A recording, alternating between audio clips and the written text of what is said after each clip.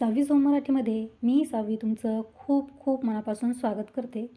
आज मी तुम्हाला मेथी आणि रव्यापासून मस्त असा नाश्त्याचा पदार्थ बनवून दाखवणार आहे. हा नाश्त्याचा पदार्थ करायलाही खूप सोपा आहे, अगदी झटपट होतो आणि चवीला देखील तितकाच भन्नाट लागतो.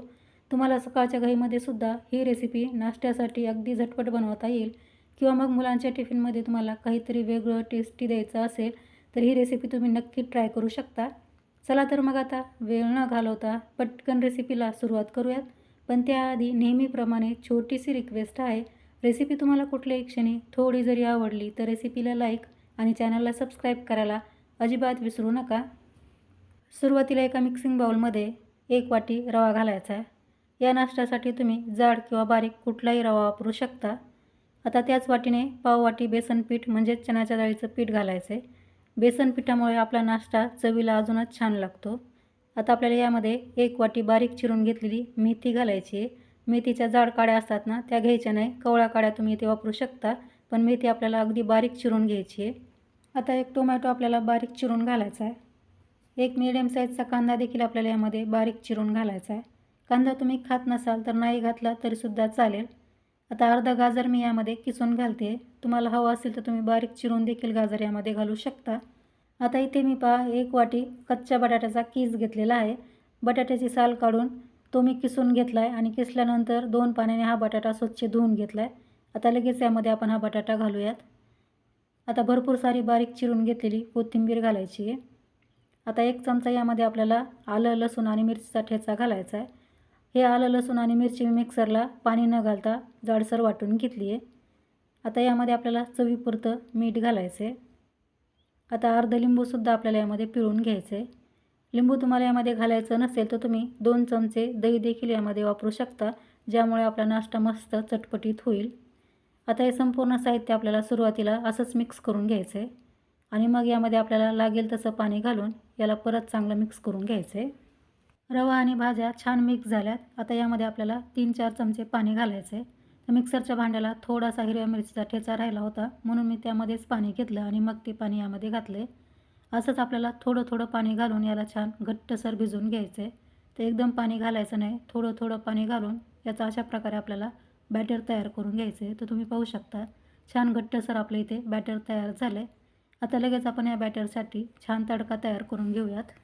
त्यासाठी इथे मी तडका पॅनमध्ये 1 चमचा तेल कडकडीत गरम करून घेतलं आहे. आता त्यामध्ये अर्धा चमचा जिरं आणि अर्धा चमचा मोहरी घालून जिरे मोहरी छान तडतडू द्यायची आहे.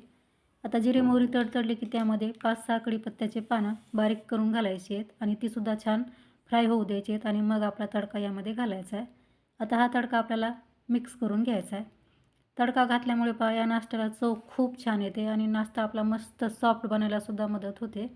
हा नाश्ता बनवताना जेवढ्या भाज्या मी वापरल्यात त्यामधली एखादी भाजी तुमच्याकडे नसेल तर तुम्ही नाही घातली तरीसुद्धा चालेल, किंवा यापेक्षा तुमच्याकडे जास्त भाज्या असतील तर तुम्ही जास्तीच्या भाज्यासुद्धा यामध्ये घालू शकता. जसं की बारीक चिरून पालक घालू शकता, शिमला मिरची घालू शकता, पत्ताकोबी देखील यामध्ये तुम्ही बारीक चिरून घालू शकता. तर तुम्ही पाहू शकता आपलं बॅटर आहे किंवा मिश्रण आहे ते छान मिक्स झालं आहे. आता यावरती आपल्याला 5 मिनिटासाठी झाकण ठेवायचं आहे आणि याला असं साईडला ठेवून द्यायचं आहे. तर 5 मिनिटानंतर तुम्ही पाहू शकता आपलं बॅटर छान सेट झालं आहे. आता यामध्ये आपल्याला अर्धा चमचा इनो घालायचं आहे आणि छान मिक्स करून घ्यायचं आहे. इनोच्या ऐवजी तुम्ही यामध्ये पाव चमचा बेकिंग सोडा म्हणजेच खाण्याचा सोडा घातला तरीसुद्धा चालेल. त्यामुळे सुद्धा आपला नाश्ता मस्त हलका आणि जाळीदार तयार होईल. या स्टेजला तुमचं बॅटर जर खूप घट्टसर झालं तर तुम्ही यामध्ये थोडंसं पाणी घालून बॅटरची कन्सिस्टन्सी ॲडजस्ट करू शकता. पण मला इथे पाणी घालायची गरज वाटत नाही. अगदी परफेक्ट असं छान घट्टसर आपलं बॅटर तयार झालं आहे. आता लगेच आपण नाश्ता बनवायला सुरुवात करूया. त्यासाठी इथे गॅसवरती मी छोटा पॅन ठेवला आहे. आता यामध्ये थोडंसं तेल घातलं आहे. तेल आपल्याला अशा प्रकारे व्यवस्थित पॅनला लावून घ्यायचं आहे. तुमच्याकडे असा छोटा पॅन नसेल तर तुम्ही मोठ्या पॅनमध्ये सुद्धा हा नाश्ता करू शकता किंवा तव्यावरती सुद्धा हा नाश्ता करू शकता. आता यामध्ये मी थोडेसे तीळ घातलेत, ज्याने आपला नाश्ता अजूनच छान लागेल. आता यावरती आपण तयार केलेलं मिश्रण थोडंसं घालायचं आहे. तुम्हाला जेवढा जाड किंवा पातळ नाश्ता हवा आहे त्यानुसार तुम्ही यामध्ये हे बॅटर घालून याला पसरवून घ्यायचं आहे. आता आपल्याला गॅसची फ्लेम कमीच ठेवायची आहे आणि कमी गॅसवरती 1 ते 2 मिनिटे खालच्या साईडला हा नाश्ता होऊ द्यायचा आहे. 2 मिनिटानंतर नाश्ता आपल्याला अशा प्रकारे पलटून घ्यायचा आहे. तर तुम्ही पाहू शकता खूप सुंदर याला रंग आला आहे आणि मस्त भाजला आहे देखील. आता वरतून मी परत थोडंसं तेल लावते तुम्हाला तेल जास्त आवडत नसेल तर नाही लावलं तरीसुद्धा चालेल. अशाच प्रकारे आता आपल्याला आलटपलट करून हा नाश्ता खमंग भाजून घ्यायचा आहे.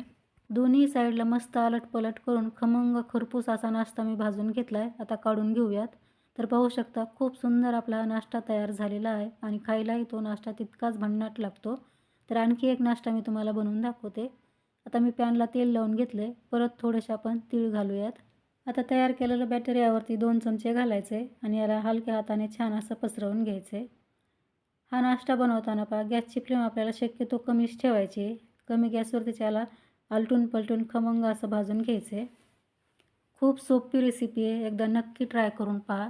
तर हा देखील आपला नाश्ता तयार झाला. बाहेर काढूया आणि राहिलेल्या अशाच प्रकारे मी बनवून घेते. आपण घेतलेल्या साहित्यामध्ये 5 ते 6 थालीपीठं बनवून तयार होतात. मी याला मेथी आणि रव्याचं थालीपीठ असं नाव दिले. तुम्ही याला काय नाव द्याल हे मला कमेंट्समध्ये नक्की सांगा. हे थालीपीठं मी दह्यासोबत आणि सॉससोबत सर्व केलेत.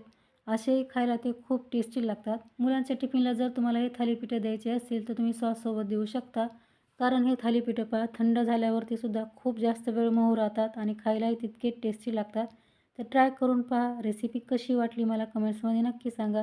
रेसिपी तुम्हाला आवडली तर लाईक शेअर करा. चॅनलवरती नवीन असाल तर चॅनलला सबस्क्राईब करायला सुद्धा विसरू नका. तर लवकरच भेटू आणखी एका अशाच छानशा रेसिपीसह. तोपर्यंत मस्त खा आणि हेल्दी राहा. धन्यवाद.